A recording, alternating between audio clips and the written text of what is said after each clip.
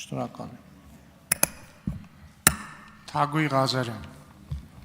Շնորհակալություն։ Հարցս ուղղում եմ կրթության, գիտության, մշակույթի եւ սպորտի նախարար Ժաննա Անդրեասյանին։ Տիկին Անդրեասյան, երեք դուք այստեղ զեկուցում եք տարեկան բյուջեի կատարողականը եւ ձեզ հարցեր ուղղվեցին ավելի շատ մեր կողմից, քան ընդդիմադիրների, բայց ձեր հեռանալուց հետո այսօր ելույթների ժամանակ մի զգալի հատված նվիրված էր ձեր ոլորտների բյուջեի կատարողականին եւ նաեւ ոլորտի կառավարմանը մի քանի դիտարկում հասցրի առանձնացնել, չգիտեմ ինչու ձեզ չեն հարցնում, այլ որպես ելույթներ ունեն մեր գործընկերներ ընդդիմադիր, մտածելով, որ դա այդպես շատ վստահ տոնով ասելով կարող են տպավորություն ստեղծել, թե ճշմարտությունն են ասում։ Մի քանի դիտարկում կուզեի առանձնացնել եւ եթե դուք էլ ինչ-որ բան ֆիքսել եք, կխնդրեմ անդրադառնալ այդ պնդումներին, որպեսզի անարձագանք չմնան։ Մեր գործընկերներից մեկը պնդում էր, որ agrarային համալսարանի մեր ծրագրերը չեն աշխատում, կրթաթոշակների ծրագրերը, որոնք ներդրել ենք ոլորտի բարեփոխման եւ մասնագետների ներգրավման համար, կուզեի անդրադառնալ սրան։ Մեկ նույն գործընկերը պնդում էր, որ այդ գյուղատնտեսական ինստիտուտները 19 թվականին միացրել են agrarային համալսարանին, այսինքն կեղծ պնդումներ էին անում դրա հետ կապված։ Մի ուրիշ գործընկեր ակադեմիական քաղաքի նախագիծը անվանեց փուչիկ եւ ներդրումները վատնում այդ նախագծում մեկ ուրիշ գործընկեր էլ անպագորգոր հայտարարություններ էր անում բուհերի քաղաքականացվածության մասին, միշտ այստեղ մենք ունենք ուղիղ հակառակ իրավիճակը, ինչպես իմ գործընկեր Սոնա Ղազարյանն էր ասում, կան տեղեր, որտեղ որ մենք չենք միջամտում եւ մարդիկ մտածում են, որ կարող են իրենք միջամտել եւ դարձնել իրենց կուսակցությունների ֆիլիալները։ Կուզենայի անդրադառնալ այս հարցերին, մնացածի մասին արձագանքի ժամանակ։ Շնորհակալություն։ Հարցին կպատասխանի կրթության, գիտության, մշակույթի եւ սպորտի նախարար Ժաննա Անդրեասյանը։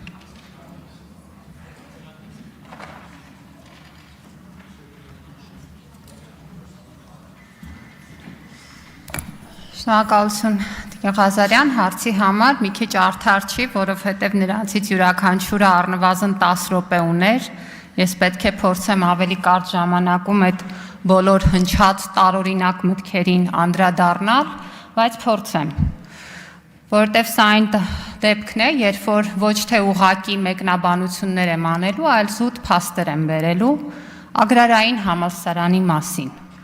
Ագրարային համալսարանում 2024-25 ուսումնական տարում 23-24 ուսումնական տարվա նկատմամբ ունեցել ենք ընդունելության 67% աճ։ Նախորդ տարի 1924 ուսանող դարձել է ագրարային ոլորտի կրթություն ստացող ուսանող եւ վաղը համալրելու է այս ոլորտում կադրային պահանջարկը։ Սակայն սա ամբողջ պատմությունը չի։ Ինչպես հիշում եք, գերակա կրթաթոշակների մասին որոշումը կառավարությունը կայացրեց նախորդ տարի օգոստոսի վերջին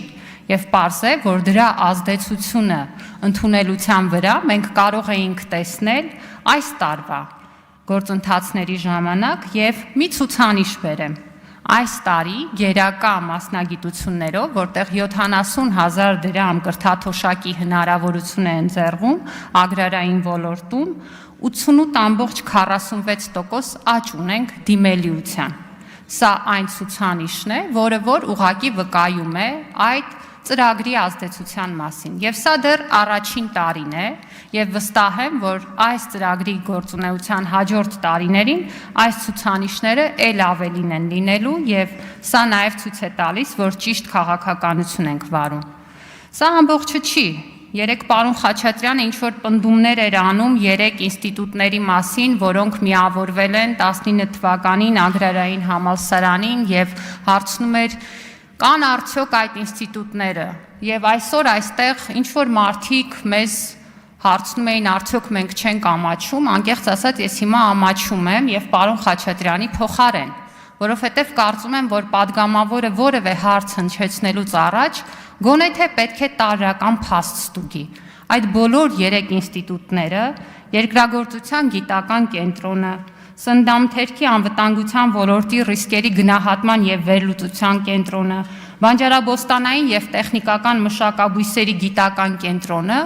գործում են էկոնոմիկայի նախարարության ներքո, ինչպես եւ գործել են եւ շարունակում են ստանալ բյուջեից ֆինանսավորում կարևոր գործունեության համար։ Իհարկե առաջիկայում բուհերի խոշորացման եւ գիտահետազոտական ինստիտուտներին միավորման գործընթացի շրջանակներում նաեւ կքննարկվի դրանց հետագա գործունեության ավելի նպատակահարմար վայրը։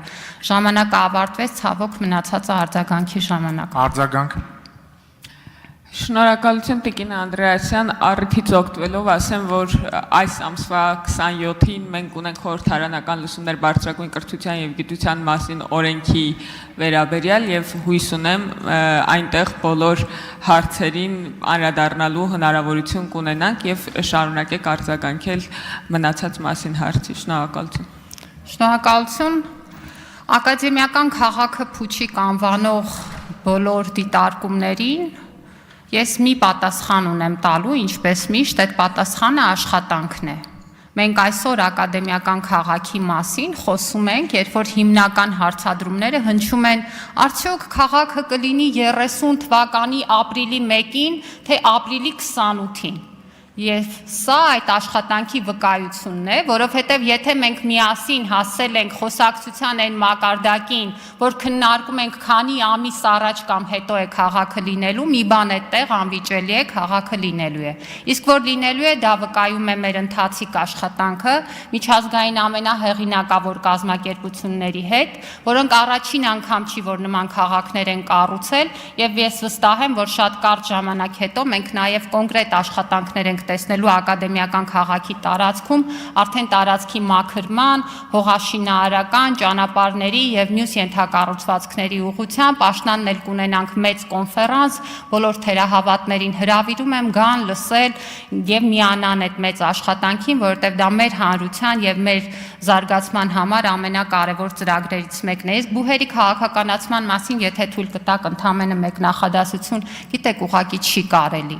Կրթական համակարգը վերջապես շնչում է։ Մարդիկ օձիք են թափ տալիս։ Կրթական համակարգը վերջապես զբաղվում է կրթությամբ։ Իսկ ովքեր խոսում են բուհերի կուսակցականացումից, թող գնան տեսնեն ինչպես են բուհերի շենքերը տվել կուսակցական գրասենյակների տակ, հենց նույն agrarային համալսարանում։ Շնորհակալություն։ Քրիստինե Պողոսյան։